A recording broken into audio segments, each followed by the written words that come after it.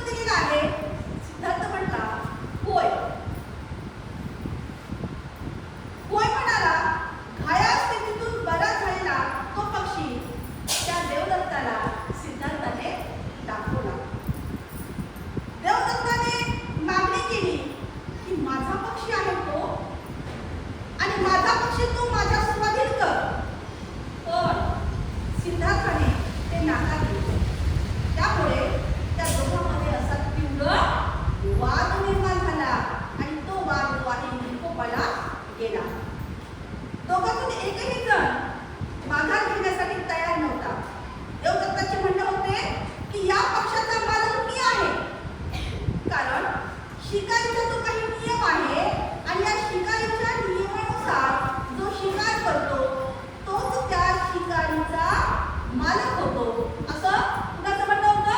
देवदत्ताचं म्हणणं होतं. मग सिद्धार्थाने या नियमाची अधिकृतता अमान्य केली, परंतु सिद्धार्थाने या आज्ञा जी आहे नकार दिला आणि तो म्हणाला, जो ज्याचे रक्षण करतो त्यालाच त्याच्या मालकीचा हक्क प्राप्त होतो. जो रक्षण करतो त्यालाच त्याच्या मालकीचा हक्क मिळतो. आपल्या मराठीमध्ये एक म्हण आहे, जो तळ राखील तो काय होईल? पाणी पिईल. जो तळ राखील तो पाणी पिईल.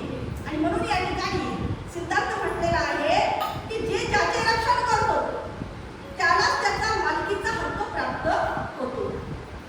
ज्याला दुसऱ्याचा जीव घ्यायचा असतो तो त्याचा मालक कसा होऊ शकेल? आणि ज्याला दुसऱ्याचा जीवच घ्यायचा असेल तर तो त्याचा मालक कसा होईल? या वादात दोघांपैकी कुणीही माघार घ्यायला मात्र तयार होईना. शेवटी हा प्रश्न लवादाकडे देण्यात आला. लवादाने सिद्धार्थ गौतमाचा दृष्टिकोन योग्य असताना त्या ठिकाणी निर्णय दिलेला आहे. कारण त्यावेळेस जे आहे एखादी बाब जर कुणाला जो मुक्ता आहे असं म्हणतात ना, जो मुक्ता झालेला आहे धाग्याचा दोऱ्याचा किंवा समाजामध्ये जे काही वाद निर्माण झालेले आहे किंवा दोघांमध्ये जे काही वाद निर्माण झालेले आहेत आणि या वादाचा जर न्याय म्हणजे जर याचा सोल्युशन होत नसेल किंवा याचं जर जी बाब आहे दोघांमध्ये जर त्याचं भांडण सुटत नसेल तर या ठिकाणी एक पंच समिती त्या ठिकाणी नेमलेली असायची. आणि मग हे लवाद असं म्हटलेलं आहे आणि ते पंच जो काही निर्णय देतील तो सर्वांना या ठिकाणी मान्य होत असेल. आणि मग हा जो वाद आहे कुणाकडे गेलेला आहे? लवादाकडे गेलेला आहे, पंचाकडे गेलेला आहे. आणि मग या वादात दोघांपैकी कुणीही माघार घ्यायला तयार होईना. शेवटी हा प्रश्न लवादाकडे देण्यात आला. लवादाने सिद्धार्थ गौतमाचा दृष्टिकोनच योग्य असल्याचा निर्णय दिलेला आहे. त्या पंचाने सिद्धार्थ जे म्हणतायत ते योग्य आहे असं या ठिकाणी म्हटल्याचा निर्णय दिला किंवा निर्णय घेतला. त्यामुळे देवदत्त सिद्धार्थाचा कायमचा असा शत्रू बनला. परंतु सिद्धार्थ गौतमाची करुणावृत्ती इतकी अनंत होती, इतकी उत्कृष्ट होती की आपल्या या भावाची मर्जी राखण्यापेक्षा एका निष्पाप अशा पक्षाचा जीव वाचवण्याने त्याने अधिक या ठिकाणी पसंत केले. म्हणजे भावाची मर्जी न राखता त्याने एका निष्पाप अशा पक्षाचा जीव वाचवणं हे पसंत केलेलं आहे, अधिक पसंत केले. आणि म्हणून या ठिकाणी सिद्धार्थ गौतमाच्या या बालपणी प्रकट झालेली त्याची स्वभावताच ही अशा पद्धतीची लक्षणे या ठिकाणी सांगितलेली आहे. आता सिद्धार्थाची ही लक्षणे सांगत असताना सिद्धार्थ जो आहे आता मात्र लहानाचा मोठा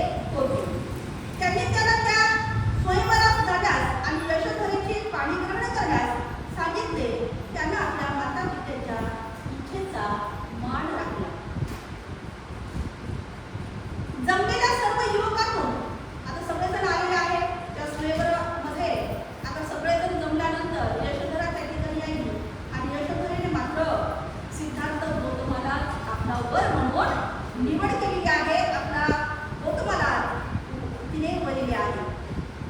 दंडपाणी विशेष या ठिकाणी प्रसन्न नव्हता. म्हणजे एक पिता, यशोधरेचा पिता दंडपाणी जो आहे त्याला मात्र यशोधरेची निवड ही आवडलेली नाही. दंडपाणी हा विशेष असा प्रसन्न होता. या विवाहाच्या यशस्वीतेबद्दल तो संशय होता त्याला किंवा साशंक होता. त्याला वाटले की सिद्धार्थाला साधू मुनीच्या सहवासाचं विशेष असं वेळ आहे. तो साधू मुनी सोबत राहतो आणि साधू मुनीच्या सहवासाचं त्याला काय आहे मग वेळ आहे आणि त्याला एकलकोंडे राहणे आवडते. तो एक यशस्वी असा गृहस्थ कसा होऊ शकेल असे एका पित्याला मुलीची काळजी वाटू लागली की असा हा यशस्वी गृहस्थ मग कसा होऊ शकेल.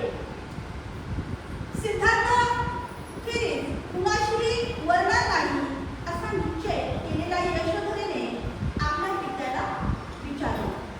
आता मी या एवढे योग आलेले आहे परंतु सिद्धार्थाशिवाय मी कुणालाही या ठिकाणी माझा वर मागणार नाही.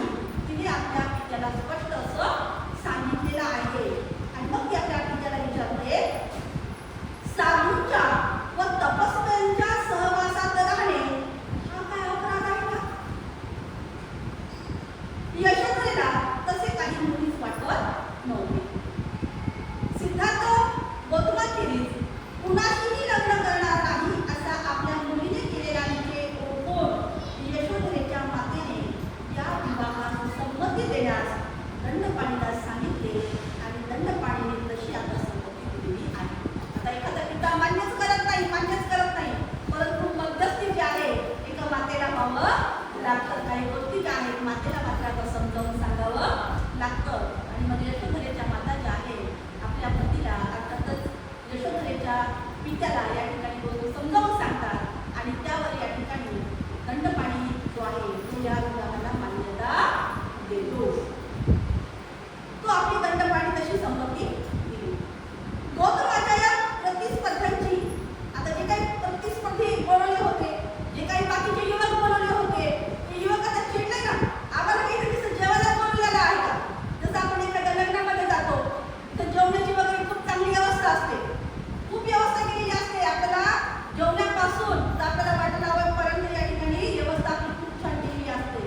परंतु त्यातच आमच्या काही कधी महिला अशाही म्हणतात की काय तरी व्यवस्था होती बाई, तुपाचं एखादं बोटही लावलं नाही, काय ना काही मानपाण्या केला नाही किंवा त्या ठिकाणी एखादी पाण्याची घागरची प्रथा आहे मुलीची, पाणी पण या ठिकाणी आणलं नाही, सर्वांना दिलं नाही किंवा मुखाचं बोटही लावलं नाही. तुमची किती व्यवस्था करू द्या पण मुखाचं बोटही नाही लावलं त्या ठिकाणी लगेच पिऊन भासल्या जाते. आणि याही ठिकाणी काय झालेलं आहे हे सगळे युवराज या ठिकाणी बोलवलेले आहेत आणि त्या युवराजांना मग स्वतःचा अपमान वाटू लागला. आम्हाला इथे कशाला बोलवलेलं आहे? या ठिकाणी मग ती स्पर्धा नाही, काही घेतलेला नाही आणि यशोधरेने कुठली स्पर्धा न घेता सिद्धार्थाला वरिले आहे. आणि मग ते सर्वजण या ठिकाणी गोंधळ करू लागले आणि दंडपाणीला तशा पद्धतीचं त्यांनी सांगितलेलं आहे. त्यावर सिद्धार्थ गौतमाच्या या प्रतिस्पर्धांची यामुळे निराशा तर झाली परंतु आपला अपमान झाला असे त्या सर्वांना वाटले. त्यांना वाटले की त्याच्या बाबतीत सारखा न्याय मिळण्याच्या दृष्टीने यशोधरेने निवड करता काहीतरी परीक्षा घेतली पाहिजे होती. पण तिने तसं काहीही केलेलं नाही. त्यावेळी ते स्वस्थ बसले